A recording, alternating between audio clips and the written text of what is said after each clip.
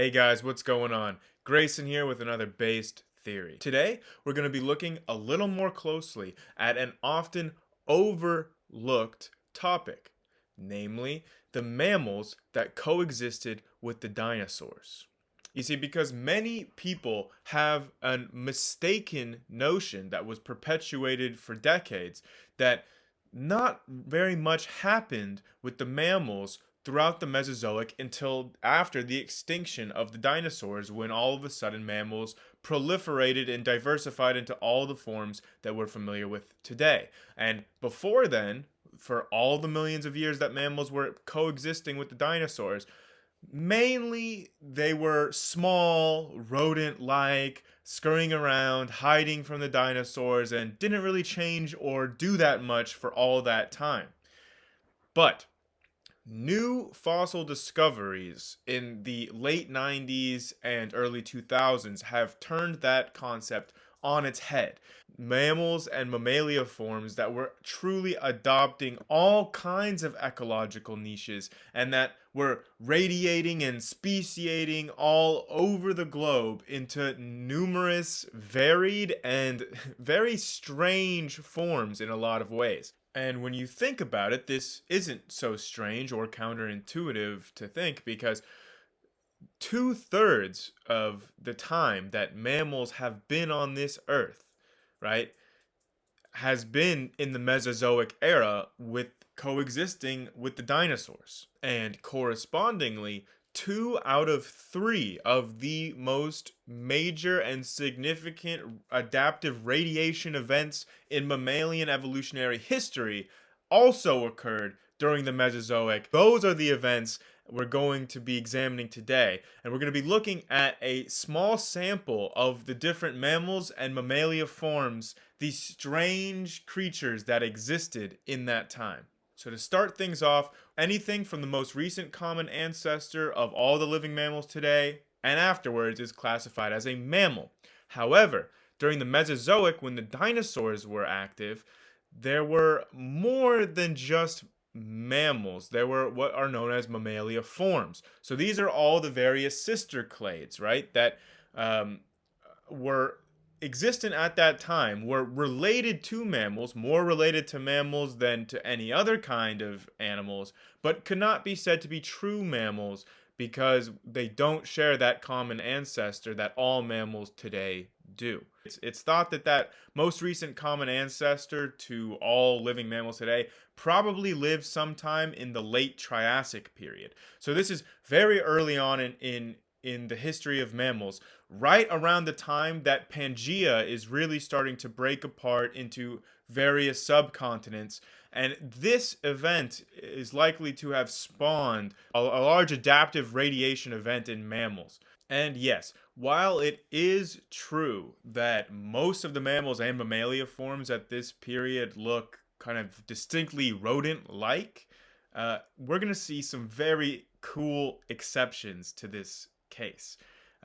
But our ancestors around this time, probably most related to a species called Jeremiah, definitely looked quite rodent-like and fit that general stereotype that people have about Mesozoic mammals as looking kind of just like rodents, you know? It's important to note that these are not true rodents, but on a very shallow, superficial level, they do resemble them. And we're going to see that most of the different mammals and mammaliaforms coming out of this radiation speciation event in the Jurassic period are going to look kind of like rodents with a twist. And all the most interesting ones are going to have the most interesting twists on the general rodent body plan. So to get things started in our examination of Jurassic mammaliaforms, we have to talk about the largest known mammaliaform from this entire period, Castorocata. Now, Castorocata is already one of the most fascinating ones on the list, so we're starting it off strong. This thing, although relatively small by our own standards, was the largest mammaliaform in the Jurassic. And it already is deviating from our ideas of this basic rodent boring body plan, right? Sorry to all the rodent lovers out there, but personally, I don't really find them that interesting or compelling. But this thing right here, that's another story. So I think the biggest thing that steps out at us when we first look at it is obviously it is aquatic. It looks kind of like an otter, but with the tail of a beaver, uh, but way small and more rodent-like. So already this thing is unlike any animals that are alive today. It's this weird kind of mix of different sources, right? With a closer inspection, it doesn't really look like a beaver tail, but almost like a rat tail that's been, extended and flattened out to sort of superficially look like a beaver tail. Really crazy stuff, and it looks like this thing actually had adaptations for digging, so it likely kind of fulfilled around the same kind of niche as like a platypus might today, where they're aquatic animals swimming around in shallow water areas and eating primarily fish is the general consensus. And these things were first found and described in China in 2006. So this is all very recent. And if you thought that Casterocata looked a little strangely familiar with like aspects of living things just mixed together in this weird alien hodgepodge, well, then you're gonna be mind blown at this next animal on our list for the mammaliaforms coming out of this Jurassic expansion, and that is Velaticotherium. Now, this thing, again, we see the rodent kind of body plan, but with a very weirdly familiar twist. And this thing superficially looks kind of like a bat, or probably more specifically a sugar glider, but it is nothing of the sort. In fact, it's not even a true mammal. It's a mammaliaform. It's called a eutriconodont. And eutriconodonts are worthy of note at this point in time because they're one of the primary examples of the types of mammaliaforms that were the most radiated across the world and some of the most strangely adapted. And Velaticotherium is a prime example. We find members of this genus throughout the globe at this time on multiple continents. And the first thing that steps out at you when you look at this thing is that looks like it can fly, or at the very least glide. So it's got membranes that are stretching from between its limbs and in between its fingers, something that is distinctly like bats. But it looks like generally the consensus is right now that is most likely limited to gliding. However, unlike all of the gliding mammals alive today, Velaticotherium seems to have been insectivorous, meaning it ate primarily insects. And it's most of the flying animals that eat insects today are not gliders, but more powered flyers. So it's very possible that some of the species of Velaticotherium could have been beyond just capable of gliding, maybe some aspects of powered flight, or at the very least highly maneuverable gliding or agile gliding in order to be able to catch flying insects. But I mean, these things are just too cool, right? They're still small. They're smaller than Casterocata, and I mean, just can you imagine a forest with dinosaurs, with pterosaurs in the sky, and these flying little sugar glider looking things darting around this way and that from tree to tree, catching insects, avoiding dinosaurs, and most likely, I mean, if we look at, bats or sugar gliders today, most of their predators come from, birds, owls, birds of prey. So at the time when there were not yet birds really fulfilling those niches, it's likely that these things could have been preyed upon by pterosaurs. Like a pterodactyl or a pteranodon, most likely something smaller, more medium-sized, not that big, but still. I mean, it blows my mind to think about the kind of the aerial world that was going on, especially in the forests or the rainforests of the dinosaur era. Because if you recall, fossilization has almost no chance of occurring in a rainforest environment. The the climate and the soil conditions are such that just fossils barely ever form. So we don't really have a great understanding of the rainforests in the Mesozoic era at the time of the dinosaurs. So this, at least to me, kind of helps shine a light on thinking about these kinds of forest environments and what could have lived there during the dinosaurs.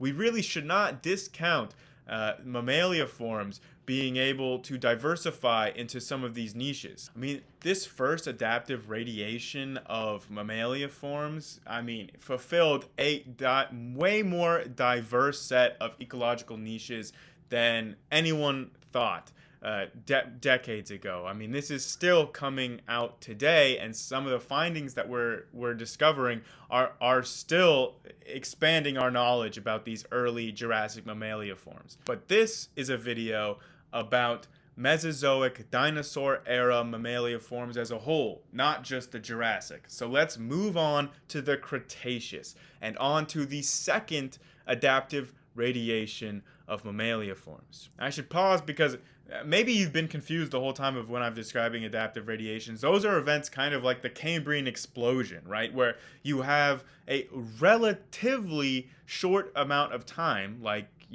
a handful of million of years, not, we're not talking about, weeks or 6,000 years.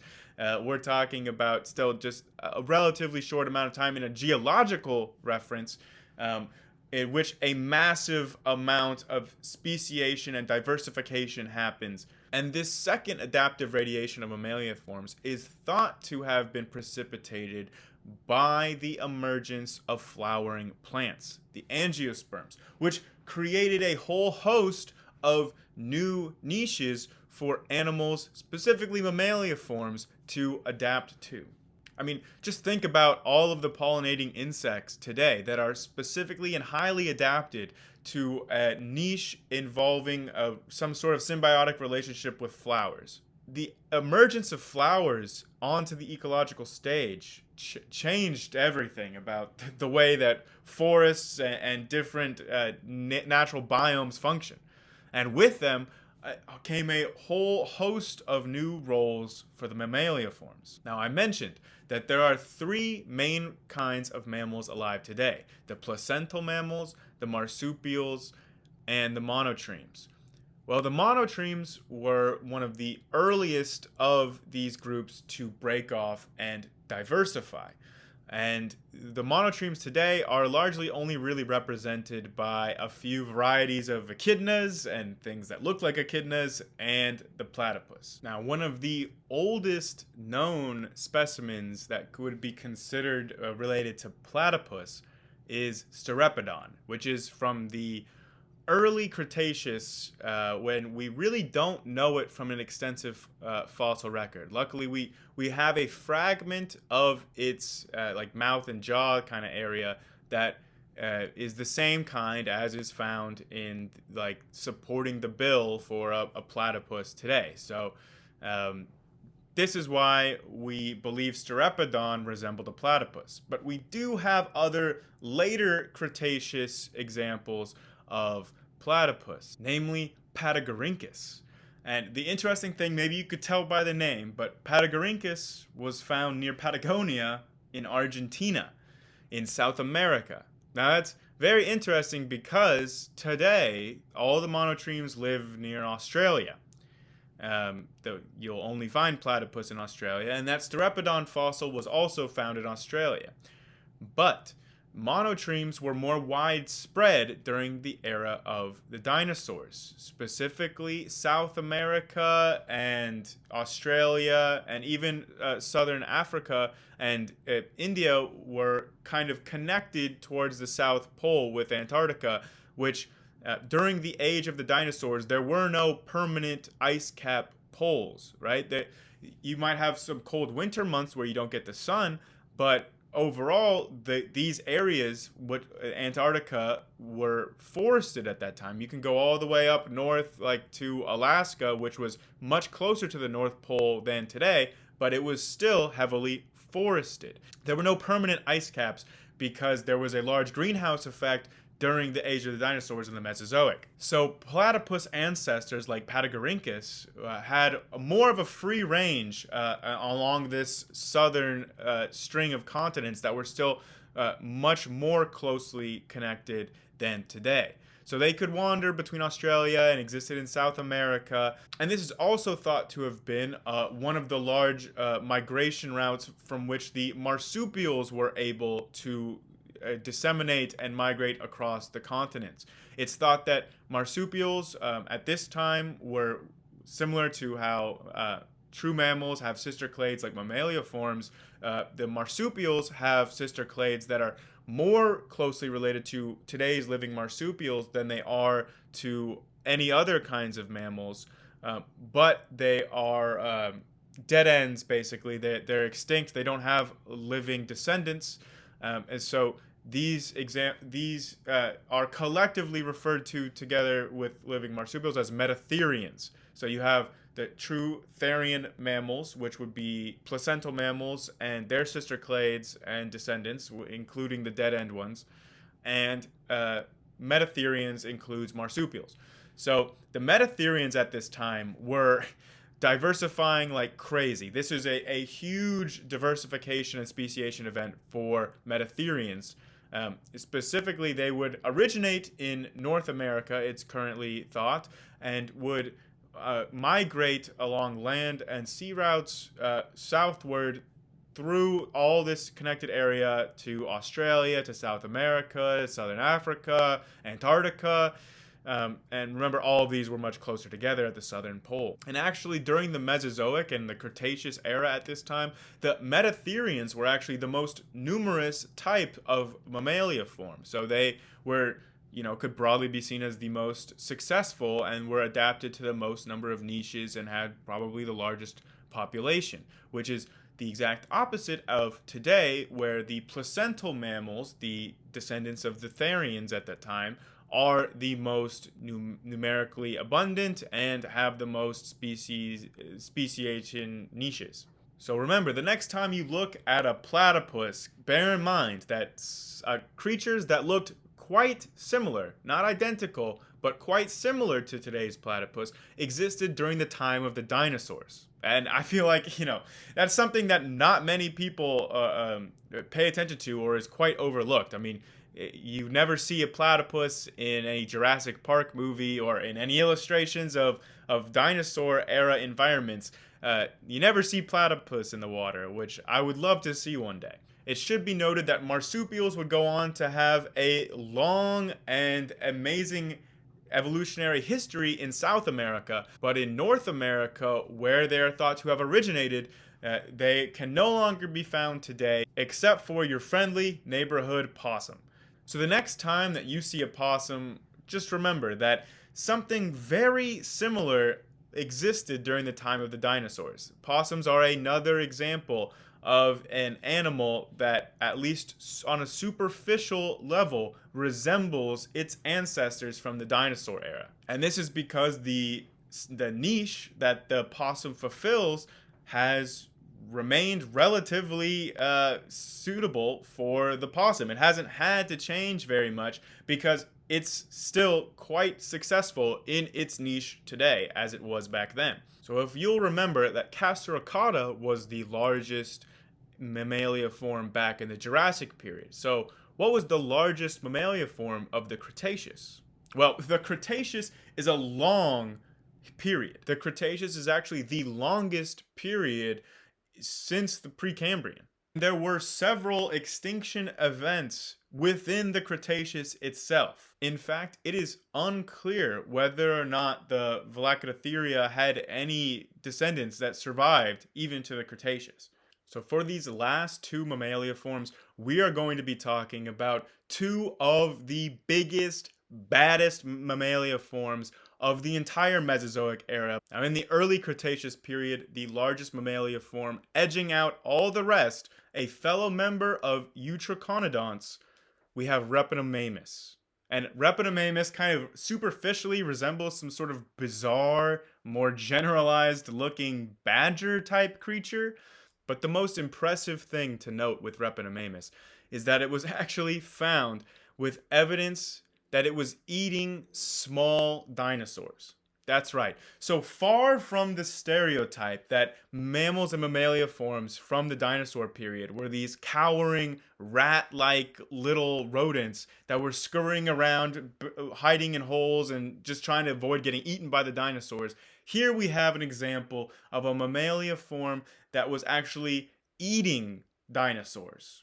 Small ones, to be fair, but small theropod dinosaurs. I mean, come on, that is pretty freaking sweet. You have to admit that the mammaliaforms are a lot more diverse and a lot cooler and more interesting than most people are aware. I mean, Repenomamus looks like a Pokemon. You know, to be fair, most of these kind of look like Pokemon, but Repenomamus, to me, just the way that it just looks like such a generalized idea of what a kind of real life Pikachu or mammal looks like, and the fact that it's eating dinosaurs, I mean, come on, man.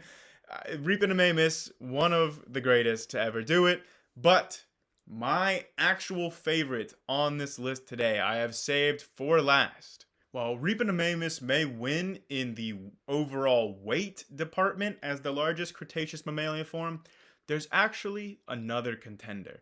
One that beats Repenomamus out in sheer size as measured from nose to tail. And this creature is actually my favorite of all of the mammaliaforms that we'll be looking at today. And that is Didelphodon. Now, Didelphodon looks different than most of the creatures that we've looked at so far.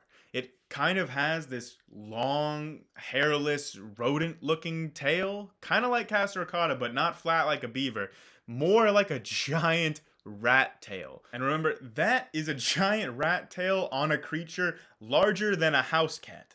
I mean, this thing almost looks like a giant rat, wolf, cat creature all in one. I mean, it's crazy. And its facial features are typically depicted as almost like a Wolverine because the jaws on this thing are crazy. I mean, its teeth and jaw combo created such a strong bite force. I mean, the bite force on this animal was higher than just about any of the other mammaliaforms from the Mesozoic. I mean, this thing was capable of breaking bones, breaking shells, like hard foods of most kind. So you don't want to get bit by a Didelphodon. So this thing is like a Tasmanian devil in the face, but like an otter in its niche, like a giant rat or a cat in its overall shape, and it's a metatherian, meaning it's more closely related to marsupials. So it's a totally bizarre, enigmatic creature, just a giant question mark. But I mean, you know, if I was to have any of these as a pet, I mean, give me this giant crazy swamp rat cat thing. It's insane. And it's thought that these were semi-aquatic, so probably not as aquatic as the fish-eating Castericata of the Jurassic, but living a semi-aquatic lifestyle, scavenging for shells and bones and whatever it can find. I mean, this thing does not seem like a picky eater. It's capable of eating just about anything. I mean, you can just imagine like a Cretaceous riverbed, this thing was existing alongside like Triceratops. I mean, you could T-Rex. I mean, you could just think of, any of these large dinosaurs getting a drink by the riverbed, and one of these giant cat rat looking crazy swamp hounds is darting around looking for food outside, swimming around, avoiding the big predators. I mean, these things are not just tiny little rodents. I mean, this thing is straight out of, somebody's nightmare. I mean, if Repenomamus was like a cool little Pikachu Pokemon, this thing is like something that you would find occupying the sewers in a fantasy game. And one last thing to note, remember how we mentioned the Eutriconodonts and how they were very diversified and spread out all over? Well, around the mid-Cretaceous, there was a large-scale dying off of most of the Eutriconodonts. Goodbye to our friends Repenomamus, goodbye to our friends Velociraptorium. Sorry, but none of their descendants are alive today. And it was actually in the wake of this dying off of the Eutriconodonts that you see things like Didelphodon stepping up and adapting to fulfill some of these ecological niches that were perhaps left vacant. And as long as we're touching on the descendants or lack thereof, it's important to note that Didelphodon belongs to a group within Metatheria that would go on to survive after the extinction of the dinosaurs into the Cenozoic period and would actually become the famous marsupial saber-toothed cats of the Americas, Thylacosmilus, which honestly, like, not really the topic of this video. This is about the Mesozoic mammaliaformes, but I gotta talk about Thylacosmilus at some point because it is just too cool. But I just wanted to highlight that that is one of the descendants of in the same group as Didelphodon. So you can kind of see just, the weirdness is only intensifying among Didelphodon and its descendants as time goes on. So, I don't know if I'm grateful or disappointed that we don't have any descendants of this very, very strange group of mammaliaforms still alive today. Oh, and those small, cuddly little platypus ancestors from the Mesozoic? Yeah. During the Cenozoic, those would really go wild and grow to huge, enormous, giant platypus sizes called Obdurodon, which, by the way, just for the record, is the most Pokemon-sounding name in the entire video. That's right, Obdurodon, the giant platypus ancestor. But guys, I hope you enjoyed. That was just a few samplings of some of the strangest, more out there, and interesting mammaliaforms from the era of the dinosaurs. So if I missed one of your favorites, please let me know, and maybe we'll discuss it in the future. I love these topics and diving into all of evolution's little weirdos. But for the next base theory, I just want to remind everyone that the selected topic was all about the first city, Uruk, and the first colonial empire, and it's even going to tie into the story of Babel from the Bible. So stay tuned for that, look forward, and comment below what you want me to cover on a topic for another based theory video in the future. Thanks guys, and stay learning.